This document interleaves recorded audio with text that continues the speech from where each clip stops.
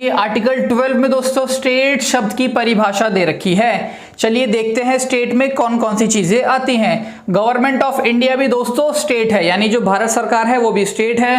Then parliament of India, संसद भी state है। गवर्नमेंट ऑफ स्टेट्स, जो राज्य सरकार होते हैं वो भी क्या है, स्टेट है।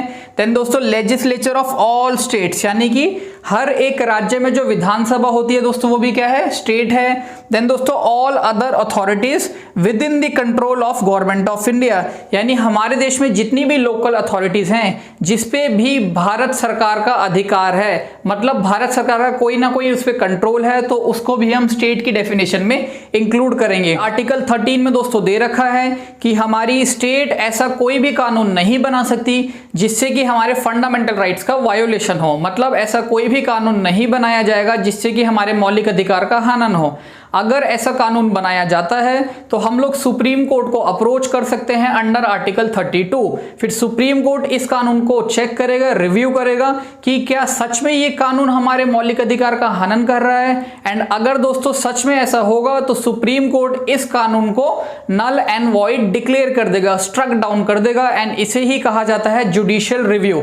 आप लोग दोस्तों एक चीज को याद रखना कि जो जुडिशियल रिव्यू शब्द है ये आर्टिकल 13 में कहीं भी नहीं लिखा हुआ। आर्टिकल 14 में दोस्तों दे रखा है that state shall not deny to any person equality before law और equal protection of laws within the territory of India. Equality before law का मतलब कि कानून की नजर में हर एक व्यक्ति एक समान है। Then equal protection of laws, कि कानून का असर हर एक व्यक्ति पे बराबर पड़ना चाहिए, चाहे अमीर है, चाहे गरीब है, चाहे महिला है, चाहे पुरुष है, मतलब बैलेंस करके चलना है चीजों को। देन दोस्तों आपने मूवीज में देखा होगा इंसाफ का तराजू, जब कोर्ट सीन आता है तो उसमें आपने देखा होगा इंसाफ के तराजू की आंखों पे पट्टी बंधी होती है। वो पहले पॉइंट को दर्शाता है इक्वालिटी बिफोर लॉ, कि कानून की नजर में हर एक व्यक्ति बराबर है। देन हाथ में होता है तराजू, that is equal protection of laws, कि चीजों को बैलेंस करके चलना है। पहला पॉइंट दोस्तों हमने ब्रिटिश से बोरो किया था एंड दूसरा पॉइंट हमने यूएसए के कॉन्स्टिट्यूशन से बोरो किया है। ये आर्टिकल 15 दोस्तों एक फंडामेंटल राइट है। एंड सबसे इंपॉर्टेंट बात इस आर्टिकल की ये है कि ये सिर्फ और सिर्फ इंडियन सिटीजन्स को अवेलेबल है, मतलब भारत के नागरिकों के पास ही सिर्फ ये अधिकार है, किसी फॉरेनर के पास ये अधिकार नहीं है। इस आर्टिकल में दोस्तों दे रखा है कि जो हमारी स्टेट है वो हमारे साथ भेदभाव नहीं करेगी, हमारे साथ डिस्क्रिमिनेशन नहीं करेगी इन 5 ग्राउंड्स के बेसिस पे। For example race, religion, caste, sex and place of birth, मतलब हमारा कलर क्या है, काले हैं, गोरे हैं, इसके ऊपर भेदभाव नहीं किया जाएगा। हमारा धर्म क्या है, हमारी कास्ट क्या है, हमारा जेंडर क्या है, पुरुष है, महिला है, इस बेसिस पे भी डिस्क्रिमिनेशन नहीं किया जाएगा। देन दोस्तों हमारा प्लेस ऑफ बर्थ, कि हम लोग कहाँ पे पैदा हुए हैं, कहाँ पे हमारा जन्म हुआ है, इस आधार पे भी हमारे साथ भेदभाव नहीं किया जाएगा। आर्टिकल 16 दोस्तों एक फंडामेंटल राइट है जिसमें दे रखा है equality of opportunity in matters of public employment, यानी अगर हम लोगों को नौकरी करनी है तो हमें इक्वल अपॉर्चुनिटी प्रोवाइड करती है हमारी गवर्नमेंट। किसी के साथ कोई भी भेदभाव नहीं किया जाता इन 5 ग्राउंड्स के बेसिस पे, race, religion, caste, sex and place of birth, यानी हमसे नहीं पूछा जाता काले हैं या गोरे हैं, आप चाहे काले हैं चाहे गोरे हैं, सबको इक्वल अपॉर्चुनिटी मिलती है, सब लोग एग्जाम क्रैक करते हैं, ऑफिसर बनते हैं। दोस्तों धर्म के बेसिस पे भेदभाव नहीं होता, कास्ट के बेसिस पे नहीं होता, सेक्स के बेसिस पे नहीं होता, प्लेस ऑफ बर्थ के बेसिस पे नहीं होता।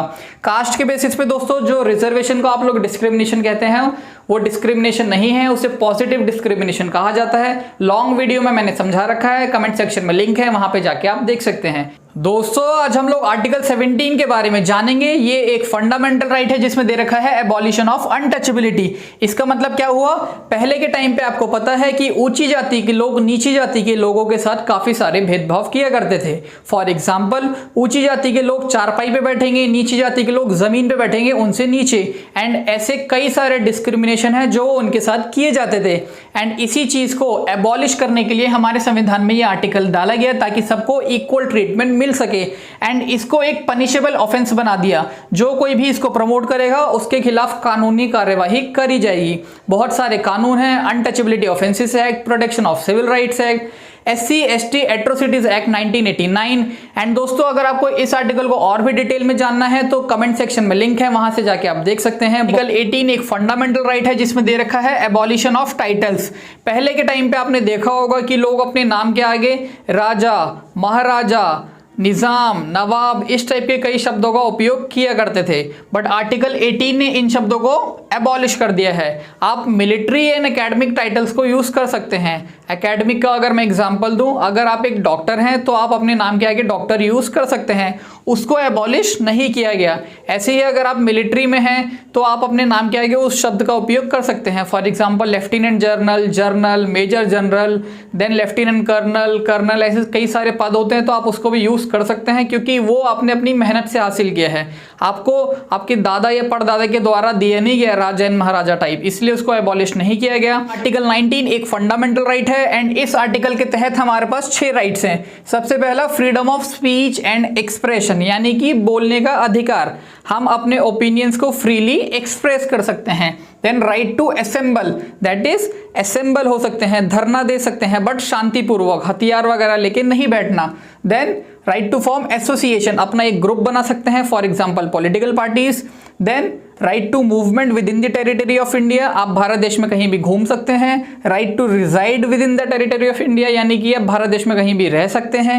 एंड राइट टू प्रोफेशन, ये आपकी मर्जी है कि आपको जॉब करना है, बिजनेस करना है, मतलब अपनी मर्जी का काम आप कर सकते हैं। पहले दोस्तों राइट टू प्रॉपर्टी भी इसी के अंदर इंक्लूडेड था, बट इसको बाद में हटा दिया गया। आर्टिकल 20 हमारा एक मौलिक अधिकार है जिसमें दे रखा है प्रोटेक्शन अगेंस्ट इलीगल अरेस्ट, यानी किसी भी व्यक्ति को गैर कानूनी रूप से गिरफ्तार नहीं किया जा सकता। इस आर्टिकल में 3 पॉइंट्स हैं। पहला, no ex post facto law, इसका मतलब होता है retrospective application of criminal law is not allowed. For example, अगर आज की डेट में किसी ने कोई क्राइम किया है एंड इस क्राइम से रिलेटेड कोई कानून नहीं है तो उस व्यक्ति को सजा नहीं हो सकती। एंड 4 दिन बाद गवर्नमेंट अगर उसी क्राइम से रिलेटेड कोई नया कानून बनाती है एंड फिर बोलती है कि उस क्रिमिनल को पकड़ के लाओ, आज उसको हम सजा देंगे, तो ये चीज अलाउड नहीं है। यानी फ्यूचर का कानून आप पास्ट के क्रिमिनल पे नहीं लगा सकते। सेकंड, नो डबल जेपर्डी, यानी एक अपराधी को सेम अपराध के लिए 2 बार सजा नहीं सुनाई जा सकती। देन नो सेल्फ इंक्रिमिनेशन, किसी भी क्रिमिनल को आप फोर्स नहीं कर सकते कि वो अपने खिलाफ ही आपको विटनेस ला के दे। आर्टिकल 21 हमारा सबसे इंपॉर्टेंट फंडामेंटल राइट है, इसमें दे रखा है right to life, that is no person shall be deprived of his life और personal liberty except according to procedure established by law, यानी हम लोग जो अपनी लाइफ को अपने हिसाब से एंजॉय कर पा रहे हैं वो सिर्फ और सिर्फ आर्टिकल 21 की वजह से। इसमें काफी सारे राइट्स हमें दे रखे हैं, right to privacy, right to health, right to shelter, right to free legal aid, right to information, right to sleep, right to electricity, right to speedy trial etcetera, यानी ऐसे कई सारे और भी अधिकार हम लोगों को इस आर्टिकल के तहत दे रखे हैं। एंड इसमें एक इंपॉर्टेंट राइट है, that is right to go abroad, यानी हम लोग जो विदेश घूम पाते हैं वो इसी आर्टिकल के तहत अपनी मर्जी से हम भारत के बाहर भी घूम सकते हैं। एंड अगर आपको भारत के अंदर घूमना है, that is right to movement within the territory of India, वो आर्टिकल 19 में आता है। तो इस डिफरेंस को आप याद रखना क्योंकि एग्जाम में क्वेश्चन पूछे जाते हैं। Article 21 free and compulsory education की बात करता है 6 से 14 साल तक के बच्चों के लिए, बट इससे पहले हम लोग आर्टिकल 45 को समझेंगे। आर्टिकल 45 हमारा एक डीपीएसपी है, मतलब directive principle of state policy है। इनिशियली इस आर्टिकल में दे रखा था कि ये स्टेट की जिम्मेदारी है कि वो 6 से 14 साल तक के बच्चों को फ्री एजुकेशन प्रोवाइड करें, बट ये एक डीपीएसपी था, फंडामेंटल राइट तो था नहीं, इसलिए गवर्नमेंट ने कभी एजुकेशन प्रोवाइड नहीं करी। फिर सुप्रीम कोर्ट को गुस्सा आता है, सुप्रीम कोर्ट गवर्नमेंट को फटकार लगाती है एंड उसके बाद गवर्नमेंट इस अमेंडमेंट के थ्रू 86 अमेंडमेंट 2002 के थ्रू आर्टिकल 21A को as a fundamental right include करती है, जिसमें फ्री एजुकेशन की बात करी है। एंड इसके बाद राइट टू एजुकेशन एक्ट 2009 पास किया गया। एंड दोस्तों इसके साथ साथ आर्टिकल 45 को भी अमेंड किया गया। इसमें जो एज ग्रुप है 6 से 14, इसको हटा के अब बोल दिया गया कि 6 साल से छोटे बच्चों को अर्ली चाइल्डहुड केयर प्रोवाइड करेगी हमारी स्टेट। आर्टिकल 22 में दे रखा है right against illegal detention. Detention 2 types के होते हैं, पहला प्यूनिटिव डिटेंशन, मतलब अपराध करने के बाद किसी अपराधी को गिरफ्तार करना।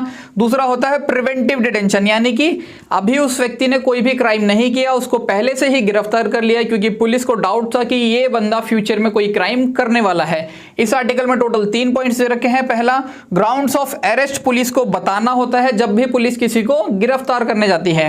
Then right to have lawyer, हर एक बंदे को अधिकार है कि वो अपने लिए वकील हायर कर सके ताकि वकील उसके बिहाफ पे केस को आगे संभाल सके।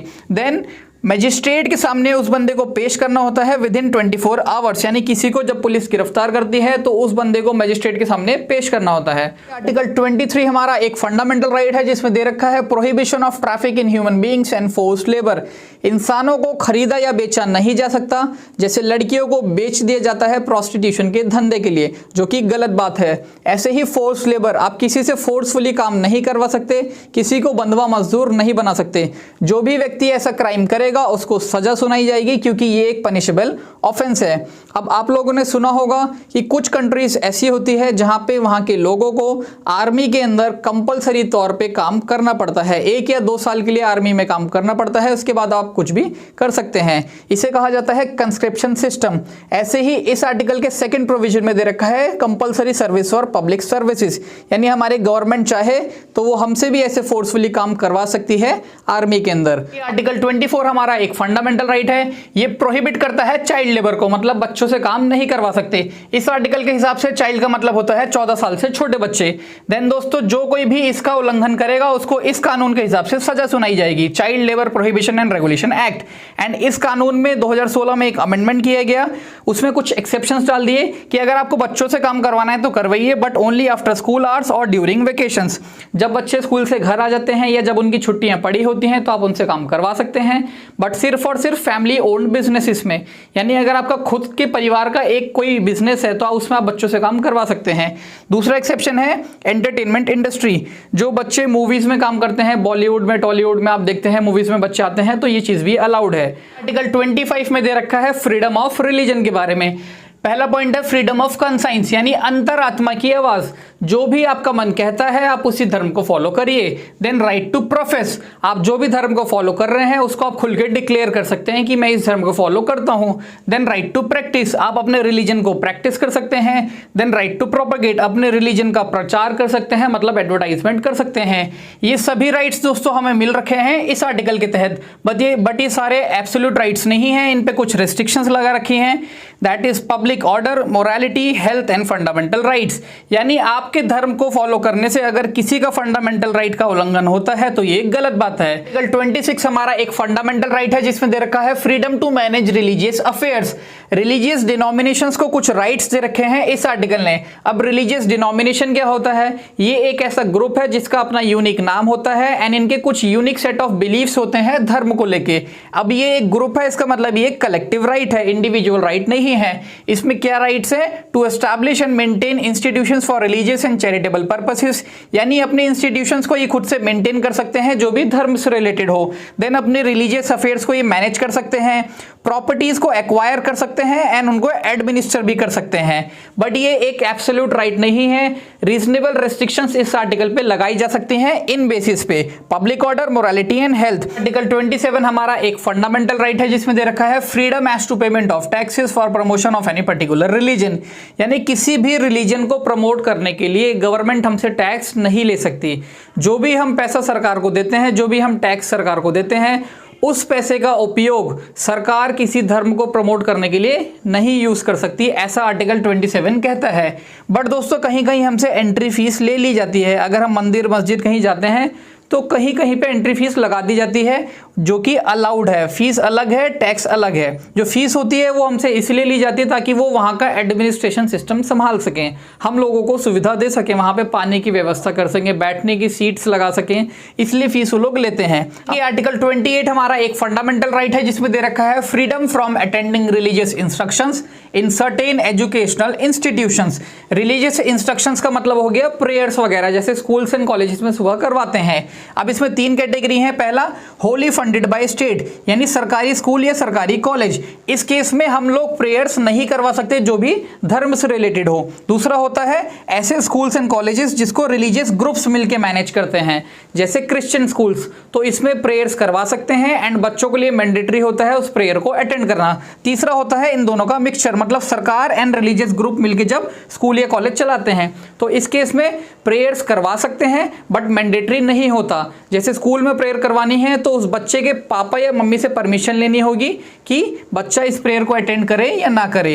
आर्टिकल 29 हमारा एक फंडामेंटल राइट है and article 29 religious and linguistic minorities के इंटरेस्ट को प्रोटेक्ट करता है। इसमें दे रखा है any section of citizens having a distinct language, script और culture of its own shall have the right to conserve the same. सबसे इंपॉर्टेंट बात आपको ये याद रखनी है कि जो ये आर्टिकल है ये सिर्फ सिटीजंस को अवेलेबल है, इंडियन सिटीजंस। फॉरेनर्स को ये आर्टिकल अवेलेबल नहीं है। इसमें दे रखा है कि कोई ऐसा ग्रुप मतलब एनी सेक्शन ऑफ सिटीजंस जिसकी अपनी कोई भाषा है, स्क्रिप्ट है, अपनी कोई संस्कृति है, तो वो उसको बचा के रख सकता है, उस पर अधिकार है ये। देन दोस्तों दूसरा पॉइंट है कि स्टेट फंडेड इंस्टीट्यूशंस में अगर आपको एडमिशन लेना है तो आपके साथ भेदभाव नहीं किया जाएगा इन बेसिस पे religion, race and caste, then language, यानी आपकी भाषा के आधार पर आपके साथ डिस्क्रिमिनेशन नहीं किया जाएगा। ये आर्टिकल 30 हमारा एक फंडामेंटल राइट है एंड ये राइट सिर्फ और सिर्फ इंडियन सिटीजंस को अवेलेबल है। Right of minorities to establish and administer educational institutions. Minorities के पास एक अधिकार है कि वो अपने एजुकेशनल इंस्टीट्यूशन को खुद से एस्टैब्लिश कर सकते हैं, उनको एडमिनिस्टर कर सकते हैं, मतलब सारी चीजें खुद से मैनेज कर सकते हैं। माइनॉरिटी शब्द कहीं भी डिफाइन नहीं कर रखा हमारे संविधान में, बट इस आर्टिकल के हिसाब से दो टाइप्स की माइनॉरिटीज है, लिंग्विस्टिक एंड रिलीजियस, मतलब भाषा के आधार पर है, धर्म के आधार पर। सेकंड पॉइंट दोस्तों इसमें यह है कि कोई भी ऐसा स्कूल या कॉलेज या कोई भी एजुकेशनल इंस्टीट्यूशन जिसको माइनॉरिटीज हैंडल करता है, स्टेट उनके साथ डिस्क्रिमिनेशन नहीं कर सकती। अगर फंड देने की बात आती है, मतलब जब भी पैसे देने की बात आती है, तो स्टेट डिस्क्रिमिनेशन नहीं कर सकती। दोस्तों आज हम लोग हमारे संविधान के सबसे इंपॉर्टेंट आर्टिकल को डिस्कस करेंगे, दैट इज आर्टिकल 32। अगर हमारे मौलिक अधिकार का हनन होता है, फंडामेंटल राइट्स का वायोलेशन होता है, तो इस आर्टिकल के तहत हम लोग सुप्रीम कोर्ट को अप्रोच कर सकते हैं। फिर सुप्रीम कोर्ट अपने रिट ज्यूरिसडिक्शन का यूज करके हमारे फंडामेंटल राइट्स को प्रोटेक्ट करता है। 5 तरह के रिट्स होते हैं total, habeas corpus, mandamus, prohibition, certiorari and quo warranto. Parliament किसी और कोर्ट को भी ये पावर दे सकता है कि वो लोग भी रिट इशू कर सकें। ये आर्टिकल हमारे फंडामेंटल राइट्स की सुरक्षा करता है, बट ये खुद भी एक फंडामेंटल राइट है। सुप्रीम कोर्ट ने इस आर्टिकल को बेसिक स्ट्रक्चर डिक्लेयर कर रखा है, मतलब पार्लियामेंट इसको अमेंड करके, इसमें छेड़खानी करके हमसे हमारे अधिकार नहीं छीन सकती। देन दोस्तों ये बैकबोन है हमारे फंडामेंटल राइट का, सबसे इंपॉर्टेंट आर्टिकल है, इसलिए डॉक्टर बी.आर. अंबेडकर साहब ने इसको heart and soul of Indian constitution बताया है। Article 33 provides that the parliament may by law can restrict the extent of any of the fundamental rights in case of armed forces, intelligence agencies, police etcetera. मतलब जितनी भी agencies law and order से related हैं, उनके fundamental right को suspend करने की power parliament के पास है। आसान भाषा में समझाऊं तो पार्लियामेंट की मर्जी है कि आर्मी एंड पुलिस वालों को कौन कौन से फंडामेंटल राइट्स दे, कौन कौन से फंडामेंटल राइट्स ना दे। मतलब ये चाहे तो सारे फंडामेंटल राइट्स को सस्पेंड कर सकते हैं, कुछ राइट्स को दे सकते हैं, कुछ को सस्पेंड कर सकते हैं, सारी की सारी मर्जी पार्लियामेंट की है। फिर ये लोग सुप्रीम कोर्ट नहीं जा सकते कि हमारे फंडामेंटल राइट्स का हनन हो रहा है। ऐसा क्यों किया जाता है? To ensure proper discharge of the duties and to maintain discipline among them, ताकि ये लोग अपनी ड्यूटी सही से कर सकें एंड इनके बीच एक डिसिप्लिन बना रहे। आज हम लोग हमारे संविधान के आर्टिकल 34 के बारे में जानेंगे। जब कभी भी हमारे देश के ऊपर किसी बड़े लेवल का खतरा आता है, कोई एक्सट्रीम लेवल का थ्रेट आता है, जिसकी वजह से हमारी सॉवरेनिटी, सिक्योरिटी, यूनिटी, इंटीग्रिटी, ये सारी चीजें रिस्क में आ जाती हैं, मतलब हमारी एकता, संप्रभुता, अखंडता, इन सब के ऊपर खतरा आ जाता है, तो सिविल एडमिनिस्ट्रेशन को कन्वर्ट कर दिया जाता है मिलिट्री एडमिनिस्ट्रेशन में। क्योंकि दोस्तों अब सिचुएशन आउट ऑफ कंट्रोल हो चुकी है, जो पुलिस है, जो एसपी साहब है, जो डीएम साहब है, अब वो लॉ एंड ऑर्डर को नहीं संभाल पा रहे, इसलिए सारी अथॉरिटी, सारी पावर हम लोग आर्मी को दे देते हैं एंड इसे ही कहा जाता है मार्शल लॉ। अभी तक हमारे देश में मार्शल लॉ नहीं लगाया गया है, ये काफी अच्छी बात है दोस्तों, एंड ये इसलिए लगाया जाता है ताकि मिलिट्री सिचुएशन को कंट्रोल कर सके एंड हमारी सुरक्षा कर सके। एंड इस टाइम पे हमारे फंडामेंटल राइट्स को दोस्तों कोई भी प्रोटेक्शन नहीं दी जाती, मतलब ये हमारे फंडामेंटल राइट्स का वायोलेशन कर सकते हैं, आप लोग सुप्रीम कोर्ट नहीं जा सकते। Article 35 provides that only the Parliament of India shall have the powers to make laws related to fundamental right, यानी फंडामेंटल राइट्स से रिलेटेड जितने भी लॉज हैं, मौलिक अधिकार से संबंधित जितने भी कानून हैं, वो कौन बनाएगा? वो पार्लियामेंट ऑफ इंडिया बनाएगा, यानी हमारे भारत का संसद बनाएगा। स्टेट की जो विधानसभा होती है उनके पास ये अधिकार नहीं है कि वो मौलिक अधिकार से संबंधित कोई कानून बना सके। ये सारी की सारी पावर हमारे संविधान ने पार्लियामेंट को दे रखी है, तो आपको ये चीज याद रखनी है। फॉर एग्जाम्पल आर्टिकल 24 जो है वो चाइल्ड लेबर को प्रोहिबिट करता है, तो चाइल्ड लेबर से रिलेटेड जो भी कानून है वो किसने बनाए हैं? पार्लियामेंट ने बनाए हैं। अब दोस्तों कमेंट सेक्शन में आप मेरे को ये बताइए कि फंडामेंटल राइट्स हमने कौन सी कंट्री के कॉन्स्टिट्यूशन से इंस्पायर होकर अपने कॉन्स्टिट्यूशन में इंक्लूड किया है। बहुत बहुत धन्यवाद।